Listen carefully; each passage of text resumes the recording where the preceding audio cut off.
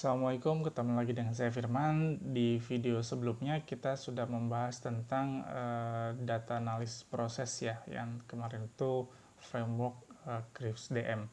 Nah, untuk kali ini kita akan coba bahas tools apa saja sih yang kira-kira berguna bagi seorang data analisis. Oke, langsung saja kita mulai videonya.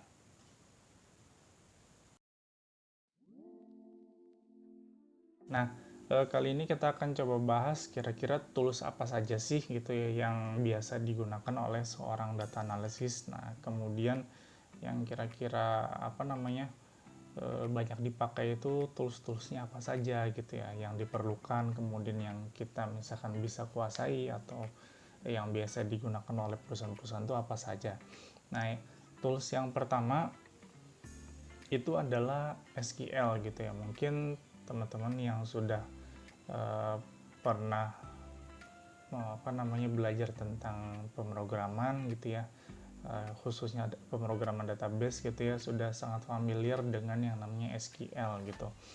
Nah, SQL itu apa sih? Nah, SQL itu adalah suatu bahasa pemrograman ya yang dikhususkan untuk pembuatan database. Nah, kenapa sih kita harus menggunakan SQL seorang data analisis itu ya, atau misalkan kenapa kita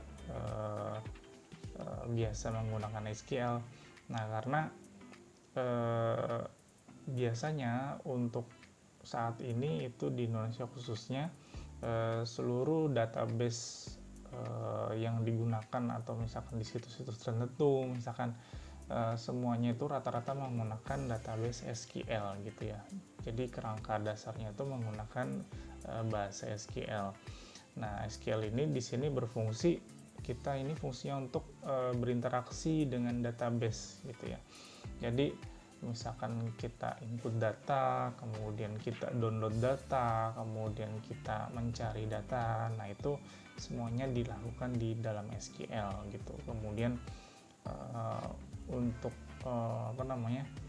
mencari data-data yang ada, ini kan tentunya untuk SQL sendiri adalah dia bisa menyimpan database yang banyak gitu ya.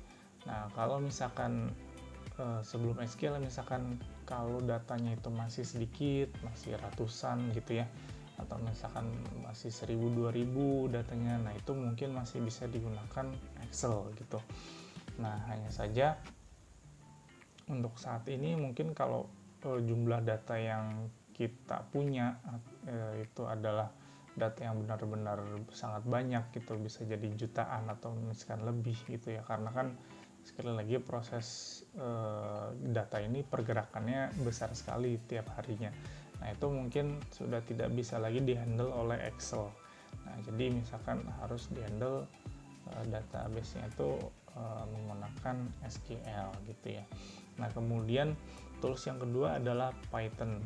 Nah, di sini juga sama seperti tadi ya, Python ini mungkin untuk orang yang pernah belajar pemrograman sudah sangat familiar dengan bahasa pemrograman yang namanya Python gitu ya.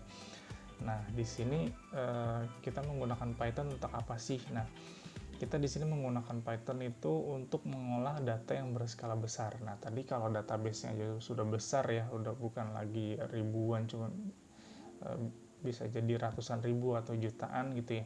Jadi mungkin pengolahan datanya pun tidak bisa menggunakan Excel lagi gitu ya.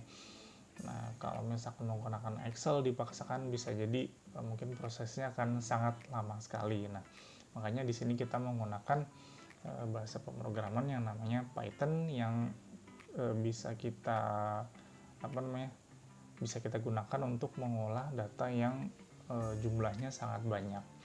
Nah, kemudian kita juga bisa menggunakan Python untuk membangun model statistik sendiri. Nah, kemudian kita juga bisa menggunakan Python untuk membangun machine learning sendiri gitu ya.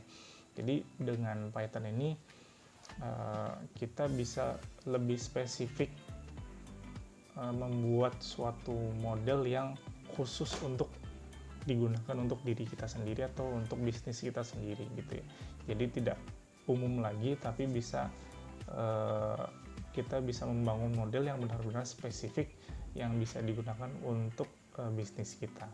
Nah, kemudian dari database, kemudian dari pengolahan datanya, dari database tadi sudah SQL, kemudian dari pengolahan datanya itu kita ada di sudah dengan Python. Nah, ada lagi tools yang terakhir adalah BI tools atau Business Intelligence Tools. Nah, contohnya misalkan di sini Business Intelligence itu adalah Power BI misalkan yang lumrah digunakan gitu ya. Nah, sebetulnya Power BI ini untuk apa sih? Nah, Power BI ini adalah sebuah sistem reporting yang terintegrasi gitu. Jadi intinya si Power BI ini bisa menyederhanakan proses di data analisisnya itu sendiri gitu ya. Jadi misalkan membuat reporting, kemudian membuat dashboard monitoring misalkan atau infografis konklusi dari analisis data yang sudah kita kerjakan. Nah, itu bisa dibuat di BI Tools ini gitu ya. Mungkin itu saja ya tools yang sering digunakan oleh seorang data analisis. Yang pertama SQL, yang kedua Python, nah yang terakhir itu adalah BI Tools. Nah, mungkin untuk saat ini segini dulu videonya. Terima kasih telah menyimak. Sampai ketemu lagi di video selanjutnya. Assalamualaikum.